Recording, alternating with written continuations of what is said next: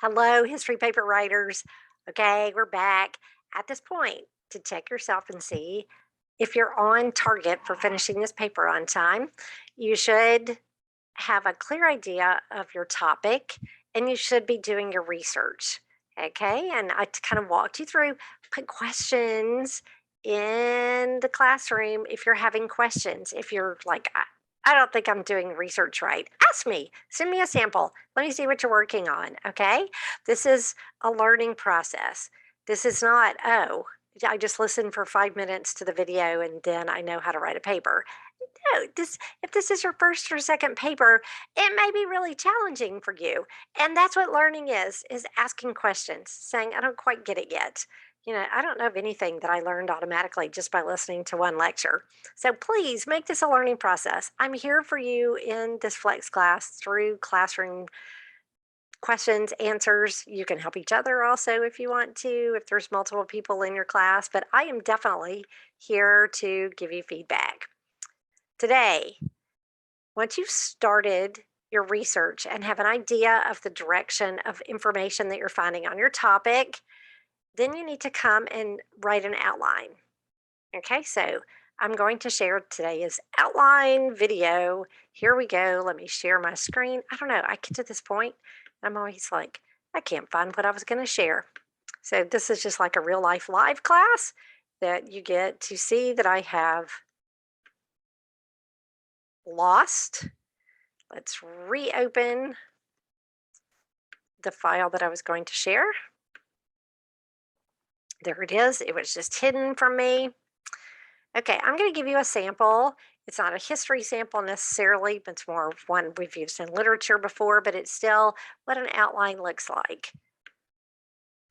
Okay, here we go. Outline example. For this paper, if you have you get to college and you're writing 20-page papers instead of a 5-page paper, your outline needs to be much more detailed than this. But this is sufficient for a 5-page paper. Why do we write an outline? You say, I heard that some teachers don't even make you turn it in anymore. You write an outline to keep from rambling.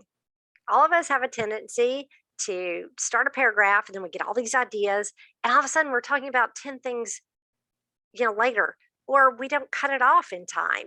Maybe we stay on topic, but we're still just kind of uh, talking too much about one, forgetting that we have only 5 pages to say and we're on page 3 and haven't cut it off.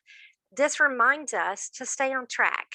This reminds us to stay focused on all of the things that we said that we're going to talk about. And it reminds us if you find an interesting fact, where do I put this in my paper? I really want to say this. I will look at your outline and see where it should go. There's a wonderful book that I teach in some of my high school literature classes. They Called Us Enemy by George Takei. If you look him up, he's also a television and movie star. So I'm not going to give away all of his background, but fun. I think you'll recognize his character. So this is a sample of what an outline would look. I don't always write Roman numeral 1 first. Roman numeral 1 summarizes everything that you're going to talk about in one sentence. That is your thesis statement. It's going to guide the paper. Okay, sometimes though, I put my Roman numeral 2, 3, and 4 in first, and then I take those and turn them into a sentence. These are the key points that you're going to talk about. So there's lots of things you can talk about in anything, any of your topics. You talking about, um, the beginning of any country, no matter what country you're talking about, the history of a country. You're talking about the importance of aviation travel. You're talking about, I was trying to think, naval battles throughout history. You're talking about peace negotiations throughout history. There's all types of, treaties in history. You could go 1,000 different directions with each one of those. So once you've started your research and start to find what information, you're like, okay, specifically now, what am I going to talk about? I can't cover everything in a 5-page paper. So the first thing that we're going to talk about is the theme of family in this particular book. Okay, and I know you're like, this doesn't relate to my topic. No, I'm just telling you how to write an outline. Don't worry about if you've never read this book or anything, okay? But in this book, one of the things I'm going to talk about first is the theme of family.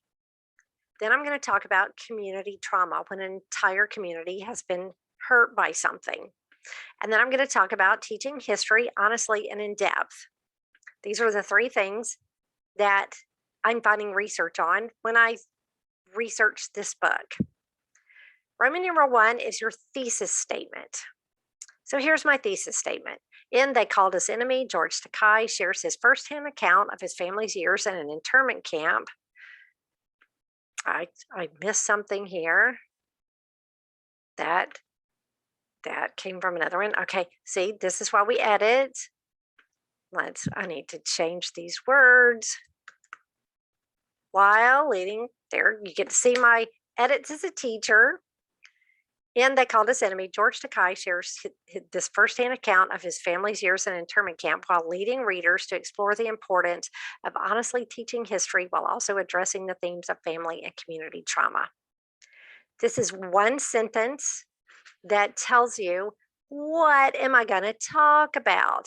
I'm going to talk about family. I'm going to talk about family again there, teaching history, and community trauma.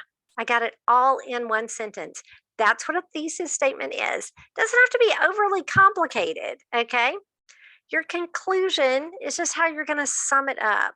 If you don't know yet, you can just put the word conclusion there. This graphic memoir details Takai's personal experiences of growing up in an internment camp with his family while addressing the larger story of Japanese internment in the United States, the policies that enabled it, and the trauma caused to Takai's community. It just kind of restates the thesis. It's just kind of a rewording of the thesis. We're going to talk about introductory paragraphs and concluding paragraphs later, okay? The biggest thing that I want you to focus on right now is make sure you get this. If you want to write in Roman numeral one, just introduction, you can just write that there, okay? We'll work on the thesis together if you're stuck. Here, if you want to write the word conclusion and don't write anything else yet, that's okay. Here's what I want you to focus on. The three things about your subject you're going to talk about. If you're going to talk about a particular, if you're going to talk about peace initiatives throughout history, pick three treaties. The treaty that ended this war, the treaty that ended the next war, the treaty that ended the next one. Pick three treaties. One treaty would be Roman numeral 2, one treaty would be Roman numeral 3, and one treaty would be Roman numeral 4. If you're talking about a person, you're saying, how has the world changed because of them? Henry Ford. Let's see. I'm going to talk about one thing he invented that helped change the world. I'm going to talk about the second thing that he did that created in business to change the car industry. And I'm going to talk about a third thing Henry Ford did to change the car industry. If you're going to talk about Benjamin Franklin, you could do, three things that Benjamin Franklin did and is known for. If you're doing another country, three things. I had somebody recently do the Mayans, and I know they're not another country, they're another civilization, but the Mayans, they talked about the calendar. They talked about, so that would be Roman numeral 2. They talked about, I'm trying to remember what they talked about, the architecture that we still have, the ruins that we have that we can study for the Mayans, and talked about the daily life and how it differed from other civilizations that we have found the ruins from. So that way, everything comes in order. You're talking about calendar, you're talking about architecture in one section, and you're talking about daily life in the other. So when you find a fact in your research, you know exactly where to put it. It's going to go, oh, that one's going to go. They can be more in depth. Like here's a paragraph example. This is on the FBI. Somebody did a paper on the FBI.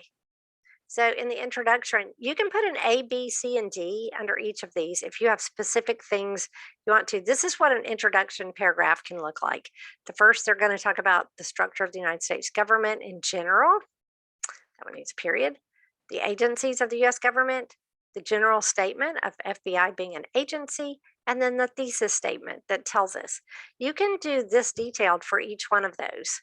So under each Roman numeral, if you already are finding facts that you want to remember to put in, under 2, 3, 4. You can put an A, B, and a C under there if you want to. But at least on your outline, I want you to turn in at least this. Okay, Roman numeral 1, you can just write the word introduction. Roman numeral 5, you can write conclusion. But by the end of this week, I want you to have what 3 things are you going to talk about your moment in history, your person in history, your event in history, depending on what has been approved. Okay, please, please, please send me questions.